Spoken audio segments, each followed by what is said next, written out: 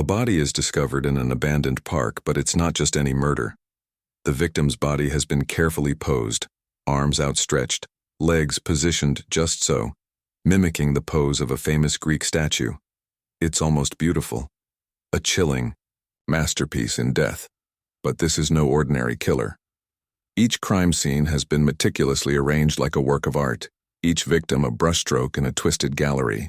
The detective called to the scene is no stranger to art, an avid collector and former art student. But nothing could prepare them for the dark truth hidden beneath these masterpieces. As the investigation begins, the detective quickly realizes this killer isn't just looking for recognition. They're crafting their legacy, one body at a time. The body of the victim is found early in the morning, lying in the center of a small park. It's eerily quiet, with no sign of a struggle. The victim, a young woman, has been arranged with such precision that the detective feels more like they've stepped into an art gallery than a crime scene. Her arms are outstretched, her legs delicately bent, the pose resembling that of a well-known classical sculpture. The detective steps closer. A faint chill runs down their spine. This is no random act of violence. This killer is deliberate, thoughtful, and disturbingly creative. The real question isn't why they killed, it's why they left the body like this. And more importantly, who will be next? The park, usually bustling with joggers and dog walkers, is eerily silent, as if the entire world has stopped. The victim's body lies in the exact center, carefully positioned. The detective's breath catches in their throat. The scene is so precise, so carefully staged. They can't help but admire the craftsmanship, even as their heart sinks. A victim, a life lost, and yet the killer is speaking through the body in a way that demands attention. The detective kneels to examine the scene. The victim is a woman, maybe in her 20s, but there's no identification on her, no wallet, no phone. It's clear she wasn't just killed. She was chosen. Her body has been arranged like a model in a gallery, every joint and limb a part of an intricate display.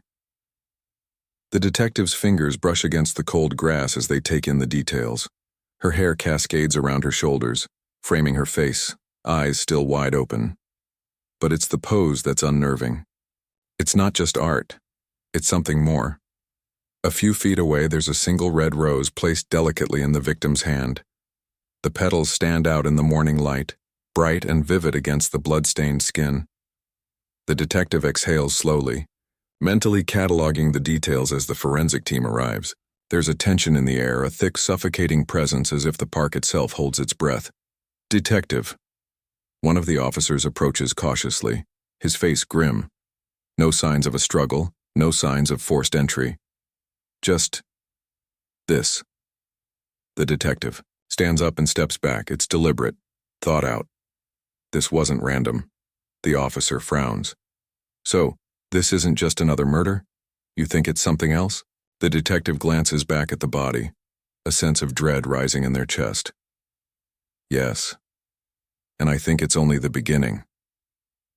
As the forensic team begins to collect evidence, the detective's mind starts racing. Who would do this? Who would go so far to stage their crime with such artistic precision? The detective had seen their fair share of violence over the years, but never anything like this. This was art, twisted beyond recognition. The killer wasn't just trying to end lives. They were trying to say something. The first few hours are spent securing the scene, but the detective knows they need answers fast. The pattern, whatever it is, will likely repeat itself. And when it does, the killer will leave behind another masterpiece. In the silence of the park, the detective's thoughts drift back to their own history with art. Years ago, they'd been an art student enamored with the beauty of creation, painting, sculpture, photography. Art was their escape, their passion. But now, standing in front of this grotesque display, they feel the weight of that passion, twisted, distorted by a killer who views murder as a form of creation. The detective takes one last look at the body, the eerie stillness of the scene pressing down on them. Whoever did this wasn't just a murderer. They were an artist, and they were already planning their next piece. It's 7:30 in the morning when the call comes in. The detective is sitting at their desk in the dimly lit office, a cup of coffee forgotten in front of them. The weight of 1,000 open cases presses down on their shoulders, each unsolved mystery a reminder of the frustrations of their job. The phone rings sharp and sudden, breaking the stillness. "Detective Knight," they answer, wiping a hand over their tired eyes. "We've got a situation." The voice on the other end crackles. It's Officer Ramirez, his voice tight, urgent. "A body. You'll want to see this." The detective pushes the chair back, standing quickly. The air in the office feels heavier, like it's holding its breath. "Where?" "Woodland Park." "Meet me there," Ramirez says, then hangs up. The drive is brief but unsettling. The sky is overcast and the streets are eerily empty, as though the world is still waking up. The detective's mind is already racing, trying to piece together the little Ramirez had told them. A body, in a park. They've seen dozens of cases, like this. Murders in parks, bodies found in alleys. But this feels different. They can't shake the nagging thought that something about this one is personal.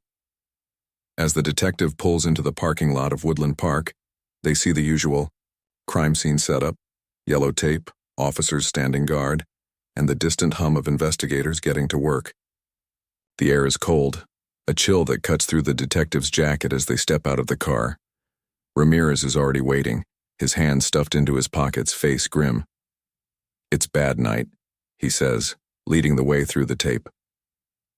When the detective steps into the clearing where the body lies, they freeze for a moment, taking it all in. The scene is exactly as it had been described on the phone.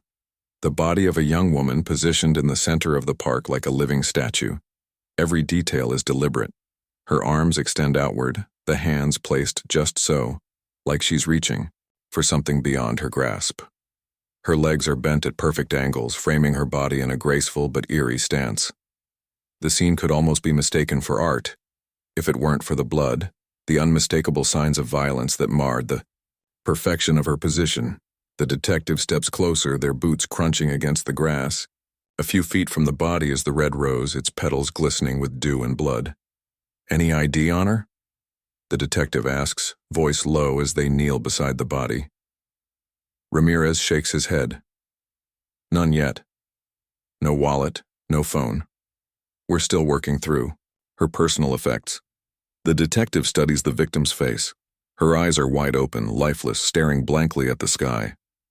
The detective can't shake the feeling that the victim's expression isn't one of fear or pain. It's one of acceptance, almost as if she was a part of the scene, aware of the role she had to play. "This wasn't random," the detective murmurs, standing up. "This is something else. A message." As the forensic team moves in to collect evidence, the detective takes a step back. They can't ignore the creeping sense that they've seen something like this before. Not in a real crime scene, but in the art world. The arrangement of the body, the positioning. This feels like it's meant to be something, a symbol, a statement.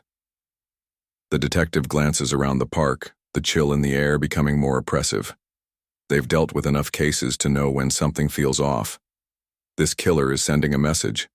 And it's not just about the victim.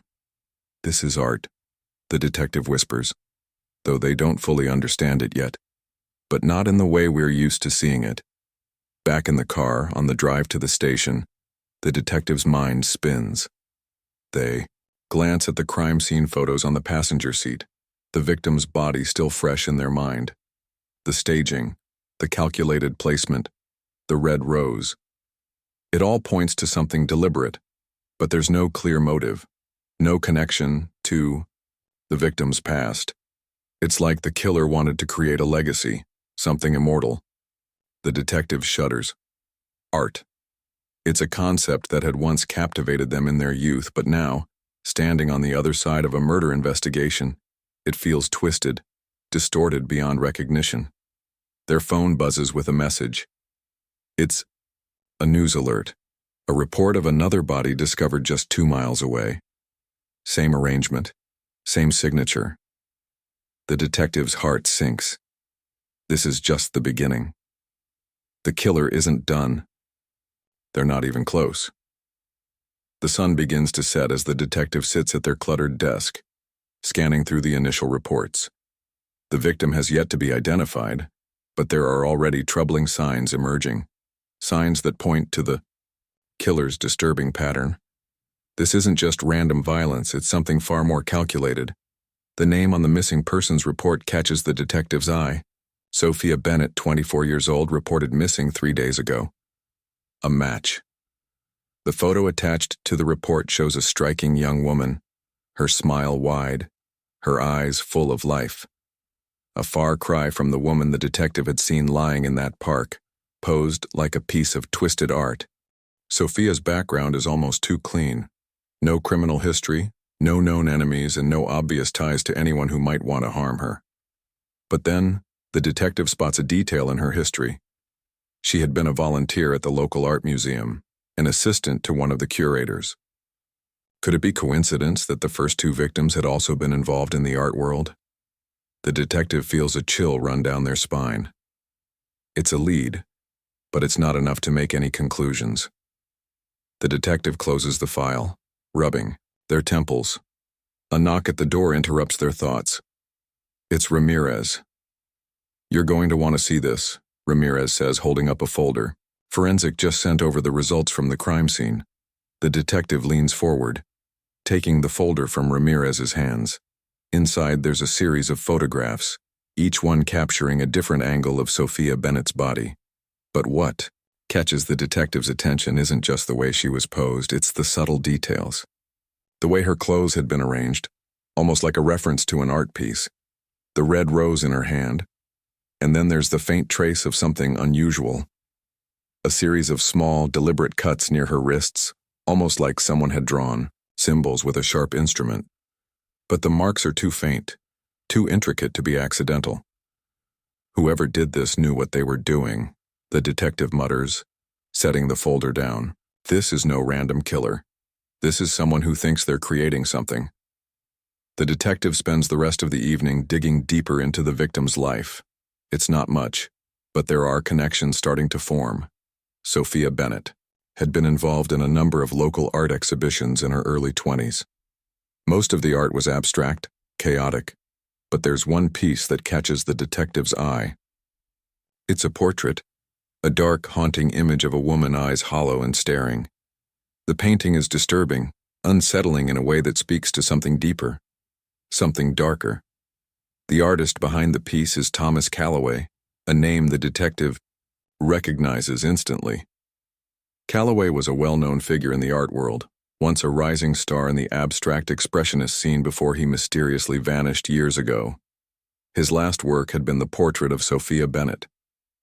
The detective sits back in their chair, the connection suddenly clear. Calloway was known for his obsession with death and the idea of immortality through art. His works were filled with symbolism and dark themes, but there was a fine line between genius and madness. The detective remembers the rumors from the art community about Calloway's mental state before he disappeared. Some said he was tormented by his need to create something that would last forever, something that would make people remember his name. Could Calloway be involved in these killings? Or had he somehow inspired someone else to take up his twisted vision? The detective doesn't know, but the thought of the missing artist leaves an unsettling feeling in their gut. Later that night, the detective heads to the museum where Sophia had volunteered. It's closed for the evening, but there's a security guard on duty, and after a brief conversation, the guard agrees to let the detective inside. The halls are silent, the vast space filled with shadows cast by the low lighting. The detective walks past several exhibits, abstract sculptures, pieces of modern art that seem to blend chaos with beauty. But it's the old section of the museum that pulls their attention, the older paintings, the works that had been there for generations. That's where the detective finds it, a piece of art, covered in dust, tucked away in a forgotten corner. It's an abstract piece, something that looks almost childlike at first, but the closer the detective looks, the more they realize the disturbing details. It's a canvas of a figure, painted in broad, chaotic strokes, like someone had been trying to capture the feeling of being trapped, suffocated by something. The eyes of the figure are wide, blank, and lifeless. The detective stares at the piece for a long time, then pulls out their phone to take a picture. They know they've seen this before. A piece of the puzzle that's slowly falling into place. They head back to their car, the pieces of the case swirling in their mind. The killings are no longer random. There's a pattern. And each victim, from the young woman in the park to the artists whose work had touched the soul of this killer, has been chosen for a reason. But what does it all mean? What is the killer trying to say? As the detective heads back to the station, the weight of the case presses down on them. There's no escaping it. The killer isn't just making art. They're trying to leave behind a legacy. And the detective realizes, with a heavy heart, that they're not just solving a murder case, they're chasing a phantom, a ghost that lives in the world of art, twisted beyond recognition. The detective sits in their office, eyes fixed on the list of names sprawled across the desk.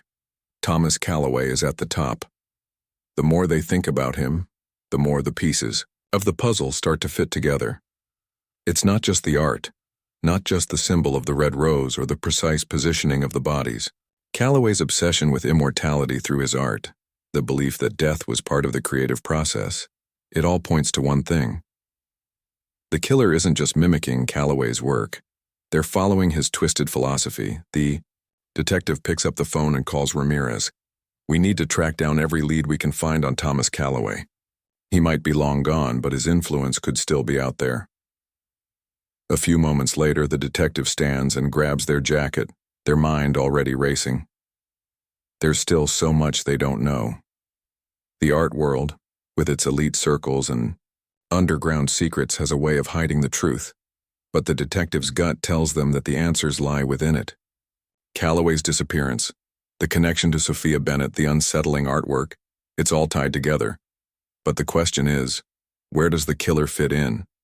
The investigation takes the detective to Calloway's last known address, a dilapidated warehouse on the outskirts of town. Once the home of a brilliant artist, the place now stands as a haunting shell of what it once was. The warehouse is empty, save for a few broken windows and the remnants of old art supplies scattered across the floor. It looks abandoned, yet there's a strange feeling that something is hidden in the shadows. The detective knows they're not going to find Calloway here, but they also know the killer could be drawing from this place, this very legacy. Inside the warehouse, the detective finds something unexpected. A stack of old unfinished paintings, each one darker than the last. The art is chaotic, abstract, violent, almost as if the brushstrokes are screaming at the viewer. Yet, amidst the madness, there's a pattern. The same figure appears again and again, a woman with hollow eyes trapped in a twisted embrace. The detective flips through the paintings, each one more disturbing than the last. It's a style Calloway had become known for, the brutal portrayal of suffering, immortality through death. But one painting stands out from the rest, a piece unfinished, left on an easel. The figure in the painting is familiar. It's Sophia Bennett. The detective feels a jolt of recognition, a cold wave running through their veins. There's no mistaking it. This is the last piece Calloway worked on before he vanished. The painting captures Sophia's likeness in a grotesque, distorted form. Her eyes are wide and empty, just like the figure in the other works, but there's something else in the brushstrokes, something almost alive. God, the detective mutters under their breath. What was he trying to say? The detective spends the next several hours combing through more of Calloway's records, personal journals, and art critiques. They find that Calloway's obsession with death wasn't just an aesthetic choice, it was a philosophy, a belief that death was the ultimate form of creation. He believed that only in death could an artist create something that would outlast their time. His final work, this unfinished portrait of Sophia, had been his most ambitious yet, a fusion of beauty and destruction. But something had gone wrong. His disappearance had been sudden, unexplained, and now the detective wonders if it was all part of his plan to disappear into his art. At the same time, the detective begins to dig deeper into Sophia's life. A little more digging reveals that she had recently become fascinated by Calloway's work, particularly his ideas on immortality through death. Sophia had started attending underground art events, exhibitions that explored the darker side of creation, where violence and death were often romanticized. Could she have become involved with someone who shared Calloway's twisted ideals? The detective doesn't want to jump to conclusions, but the dots are beginning to connect. The next step is clear. The detective heads to the art museum where Sophia had worked. The curator, a middle-aged man named Julian Harper, might have known more about Sophia's increasing interest in Calloway and the strange circles she had started to associate with. The museum is quiet when the detective arrives, the silence of the empty halls only adding to the weight of the case. Julian Harper is easy to spot, sitting at a desk in the back office surrounded by stacks of old art catalogs and museum records. He looks up as the detective enters, his expression unreadable. "Detective Knight," Harper says, his voice calm but with a slight edge. "I'm assuming you're here about Sophia." "I'm here about a lot of things," the detective replies, taking a seat across from him. "I want to know about the art events she was attending, the ones that weren't exactly mainstream." Harper's eyes narrow slightly, and for a moment the detective feels a flicker of doubt. Did Harper know something about Sophia's connections to darker parts of the art world? Had he been aware of the way Sophia had become drawn to Calloway's philosophy? "She'd been going to underground exhibitions for a while," Harper admits, his voice reluctant. "I tried to talk her out of it. I told her it was a phase, some kind of youthful rebellion. But she was obsessed. She believed there was a deeper truth in those shows. That art could be an expression of something more, something beyond just beauty." "Did you ever meet anyone she went with?" The detective presses. "Someone who might have been influencing her? Someone who shared Calloway's obsession?" Harper looks away, his fingers tapping nervously on the desk. "There was a man. Someone who had been to a few of those exhibitions. But I never caught his name. He was quiet, didn't fit in with the rest of the crowd. But Sophia, she was drawn to him. They spent hours talking about art, about death, about immortality. She believed that, that it was all part of her artistic journey." The detective's gut tells them they're on the right track. The killer isn't just someone who admired Calloway's work. They've internalized it. They've become part of that twisted philosophy. And the detective realizes that they're not just chasing a murderer, they're chasing someone who believes in their actions as a form of creation. The days blur together as the detective digs deeper into the case. The evidence is starting to piece together, but there are still so many gaps, unanswered questions that linger in the air like a fog that refuses to clear. The killer's signature, the carefully arranged bodies, the red roses, becomes more than just a pattern. It feels like a message, a disturbing one. But what was the killer trying to say? The detective stares at the wall of evidence in their office, a collage of photographs, notes, and timelines. Each victim's face stares back at them, the same haunting expression in their eyes, the victim's expression, forever frozen in time. The latest victim, a man named Lucas Holden, had been found just a day earlier, his body arranged in the same deliberate pose as the others. But this time there was a difference. The victim had been placed in front of a mirror, the body positioned to reflect back on itself. A symbol of self-obsession? The detective feels a shiver run down their spine as they study the crime scene photos. The new lead comes late one evening. A call from an anonymous tipster. The voice is distorted, but the message is clear. The killer is closer than you think. Look at the mirror, look at the reflections. The detective feels a wave of nausea. What did it mean? They've seen the mirror at the crime scene. It was no accident, but now it's becoming painfully clear. The killer's message isn't just about the victims, it's about the killer themselves. They're reflecting something deeply personal hidden in plain sight. The next morning, the detective meets Ramirez at the scene of the latest murder. They stand before the body, a mirror placed on the ground next to the victim, reflecting the twisted arrangement of limbs. The scene is haunting, disturbing. It's as if the killer is forcing them to look at the darkness they've created, to reflect on their own twisted version of art. The mirror, the detective mutters. crouching, beside the body. It's the killer's way of saying they're watching. They want to be seen. Ramirez shakes his head, clearly disturbed by the scene. This is getting out of hand, Knight. How long until they strike again? The detective stands up slowly. Their mind racing. The mirror is more than just a symbol, it's a warning. They turn to Ramirez. We need to track down everyone who had contact with Calloway before he disappeared. Someone in his inner circle must know something. Someone who can explain this obsession with reflections with immortality. Back at the station, the detective spends hours poring over Calloway's old records, trying to piece together the fragmented details of his life. There's nothing concrete, no concrete leads, until they come across an old interview Calloway had given years ago, just before he disappeared.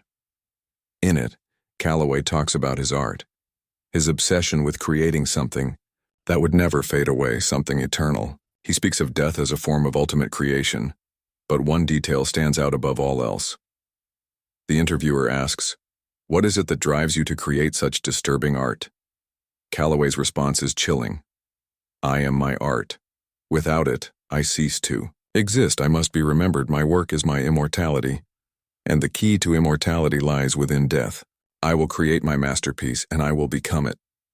The detective pauses the video. The words hit them like a gut punch. I am my art. It's no longer just about the victims. The killer doesn't want to just leave a legacy. They want to become the legacy. They've internalized Calloway's philosophy, pushing it beyond art into something darker, more personal. They believe that by killing, they are achieving something monumental, something that will outlast them, something that will make their name live forever. The detective now understands. This is no random killer, no opportunistic murderer. This is someone who has studied Calloway's work, someone who has taken his philosophy to the extreme. They are creating a legacy, not just in the art world, but through their actions, through the very deaths of their victims. But there's more. The detective stumbles upon something unexpected, an old photograph tucked into one of Calloway's journals. It's a picture of Calloway and another person, a woman with dark hair and piercing eyes. Her face is partially obscured, but there's something haunting about the image. The woman's eyes seem familiar, as if the detective has seen her face somewhere before. A thought flickers in the detective's mind. Could this woman be the key to everything? The detective visits the local gallery where Calloway's work had once been displayed. There they find an old contact of Calloway's, a curator named Evelyn Price who had known him personally. She's older now, her face weathered by time, but there's something sharp in her eyes. When the detective shows her the photograph, her reaction is immediate. Her face pales, her breath catching in her throat. "That woman," Evelyn whispers, her voice trembling. "That's Elena Calloway, his wife. She vanished years ago just like him. No one knows what happened to her." The detective's heart races. Elena Calloway, the missing wife, the person who had seemingly disappeared without a trace.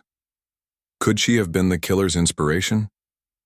Or had she somehow become a part of the twisted legacy that Calloway had left behind? Evelyn looks at the detective, her expression filled with a mix of fear and sorrow. "There's something else you should know. After Elena disappeared, Calloway became obsessed with her. His work became darker, more violent. He believed that if he couldn't create his legacy through art alone, he would use death, just like Elena's disappearance. He thought she was the key to his immortality." The detective stands in silence, the weight of the revelation crashing over them.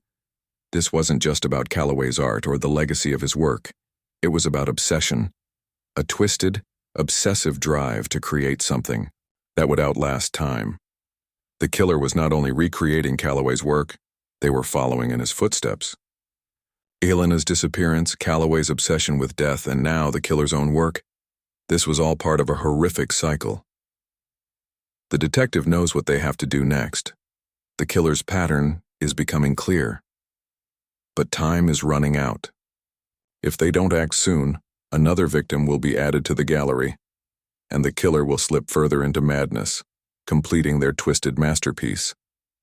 The detective's heart pounds in their chest as they stand in front of the abandoned building. It's almost midnight, the moon casting a ghostly glow over the desolate street. They've been here before. This place, a warehouse on the outskirts of town, is where Calloway's work had been stored before he disappeared. Now it seems to be the heart of the killer's obsession. The evidence has led the detective here. The mirror, the red roses, the twisted positioning of the bodies. Each piece of the puzzle points to this one place. The killer isn't just copying Calloway's work anymore. They've taken it to the next level. They've become the artist, and the final act of this grotesque masterpiece is about to unfold. The detective's breath is steady, their hand on the cold metal of their gun. They know this is it. They've followed the killer's twisted trail, through art, through death, and now they're about to face the one person who believes they are above the law. The killer is waiting. They know it. And now, the detective is ready. Inside the warehouse, the dim light flickers as the detective moves cautiously through the hall.